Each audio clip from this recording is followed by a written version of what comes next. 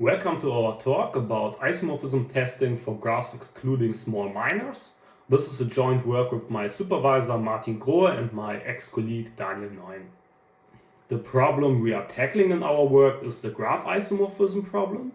In this problem we have given two graphs G and H, and we want to know if these graphs are isomorphic, which means that there's a bijection between the vertex sets of the graph, mapping edges to edges and non-edges to non-edges. Clearly the problem is in MP, but surprisingly it's neither known to be complete for the complexity class MP, nor known to be solvable in polynomial time. And this problem regarding the complexity status is open for a long time, and it's stated by Karp as well as Gary and Johnson in their famous books on NP-complete problems. It's actually quite interesting that it's quite hard to find instances of the problem which are hard to solve, and this is underlined by the fact that for many natural graph classes we actually have a polynomial time algorithm. This is, for example, the case for graphs of bounded Euler genus and also for graphs of bounded maximum degree D, where Lux provides a group theoretic framework showing that the problem can be solved in polynomial time. Also for graphs of bounded three-width, Boatlander gave a relatively simple dynamic programming approach, and also for graphs of bounded Hartwigger number, Ponomarenko provided a polynomial time algorithm that builds on the group theoretic approach introduced by Lux. I don't want to go into the running time details here, but what you should take away from this slide is that if one of these graph parameters is bounded by a constant, then we actually have a polynomial time algorithm. If all these parameters are unbounded, then these algorithms can run in exponential time. But for graphs in general, we actually have a sub-exponential time algorithm, and even better, we have a quasi-polynomial time algorithm. And this is shown by Babai in a breakthrough result a few years ago, and after such a breakthrough, the goal is just asking the right question. And we think that a right question or a natural question one can ask here is, for which graph parameters k can the problem be decided in n to the polylog k? This running time then clearly extends Babai's quasi-polynomial time bound to restricted graph classes, as these graph parameters are at the most n, the number of vertices, but it also improves the previous algorithms that have been provided since the 1980s. The first result giving a partial answer to this question is provided by Grohe, Neuen and Schweitzer. They showed that the graph isomorphism problem for graphs of maximum degree D can actually be decided in n to the polylog D. This year my ex-colleague Daniel Neuen and me presented two independent papers. I showed that we have an n to the polylog t algorithm for graphs of three-width t, and an analogous time bound was provided by Daniel Neuen for graphs parameterized by the Euler genus. The result I want to present here is that we can extend this and we can decide the graph isomorphism problem for graphs of Hartwigger number h in time n to the polylog h. So you might ask, what's the Hartwigger number of a graph? So let me briefly introduce the Hartwigger number of a graph, which is a graph parameter that relates to graph minors. It's simply the largest size of a complete graph that can be obtained by deleting vertices as well as contracting edges. So I just give you an example. Let's contract some edges in this graph. Okay, by doing this we can obtain the complete graph on 3 vertices. So the Hartwigger number is at least 3. But it could be larger because it might be possible to obtain the complete graph on 4 or 5 vertices by doing some contractions. So let's try again. We can also contract these edges and we obtain the complete graph on 5 vertices. And it can actually be shown that this is the largest complete graph we can obtain in this example. So the Hartwigger number of this graph is 5. What's important about the Hartwigger number is that the Hartwigger number is bounded by the three-width of the graph, and it's also bounded by the Euler genus of the graph. So thereby our result generalizes the time bounds we had before, as it can be used also for graphs of bounded tree width and for graphs of bounded Euler genus. The main result leading to our algorithm is a graph-theoretic decomposition theorem that surprisingly avoids the use of Robertson and Seymour style structure theory. It states that if you have given a graph of Hartwigger number, say h, then there's a tree decomposition such that the adhesion width is bounded by h. So that's the maximal intersection between two adjacent bags. And each bag is TCR bounded for some t that's polynomial bounded in h. Actually, that's only true after some individualization of a vertex in each bag and after applying some color procedure, but I won't go into details. More important is that the decomposition is polynomial-time computable and it's isomorphism invariant, which means that it doesn't destroy any symmetries.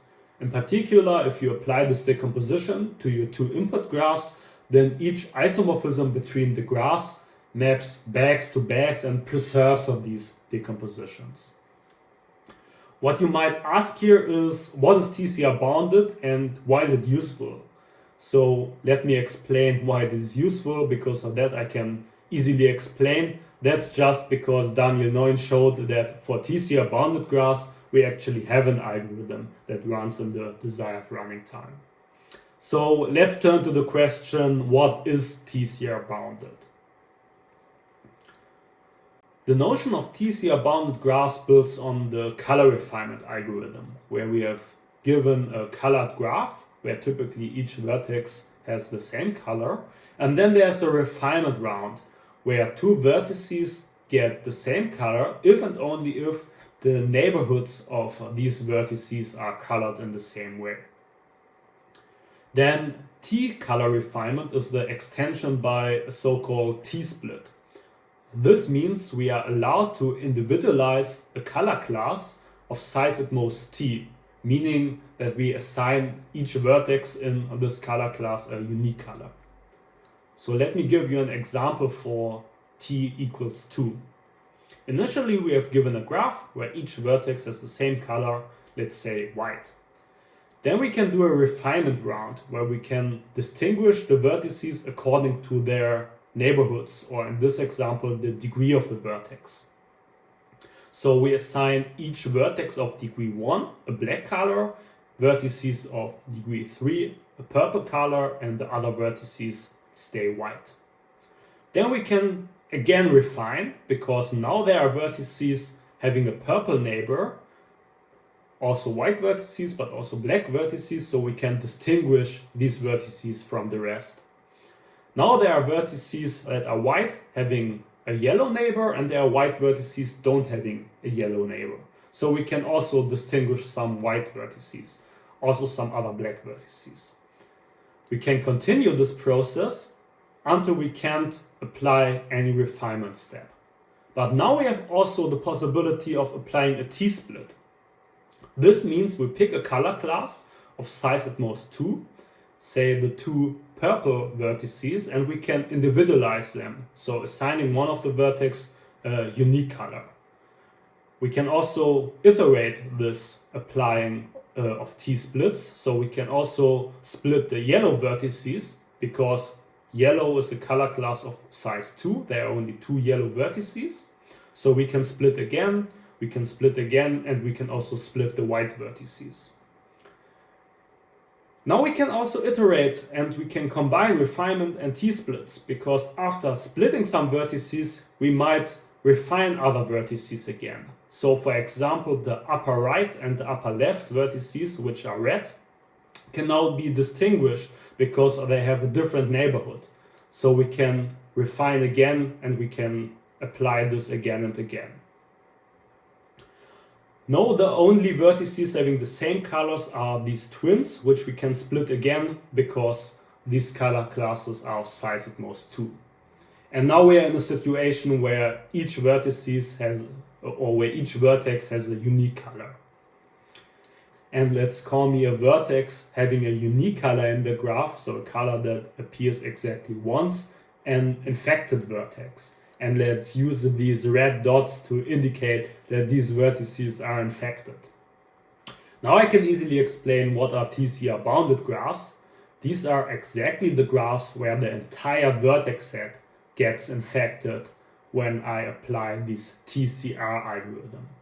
For example, the graphs of maximum degree T are TCR bounded when initially one vertex is individualized.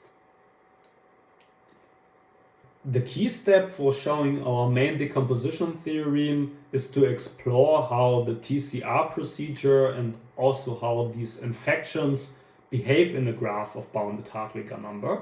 Especially, we proved two key results. The first one is the following, which is used to induce an infection in the graph, or more formally, it says that if T is bounded polynomial in the Hartwig number, there's a polynomial-time computable invariant subset, invariant under automorphisms. In this example, it consists of 4 vertices, such that if we individualize one of the vertices and then apply the TCR algorithm until it stabilizes, then all vertices in this subset are individualized, so infected. Possibly also more vertices in the graph. The second key theorem explains how an infection can spread in a graph of bounded Hartwig number. And actually we can show that this infection only stopped to spread at a separator of small size. More formally, this means the following. So let T be some polynomial in the Hartwig number, and let's apply the TCR algorithm to some graph where initially some vertices may be infected. So the algorithm is applied and applied. Some vertices are refined, some vertices are split. We have more and more infections, so colors that appear exactly once in the graph. And we do this until the algorithm stabilizes. Now let I be the set of infected vertices. And let's take a connected component of G after removing I from the graph. This might be this set. Then the neighborhood of this connected component is bounded by the Hartwig number. And this holds, of course, for all connected components. So also this neighborhood consisting of 2 vertices is bounded by the Hartwig number. Now I can use these 2 infection theorems to give a proof sketch of our main decomposition theory. Recall that we want to have a tree decomposition of the graph such that the adhesion width is bounded by H, and such that each bag is TCR bounded for some T polynomial in H, and this only holds after some infection, which I tried to hide in the footnote. Let's start. By applying our first infection theorem, we obtain an invariant subset, such that if we individualize a vertex in the subset and then apply the TCR algorithm for T, some polynomial in H, then all these vertices are infected, and possibly also more.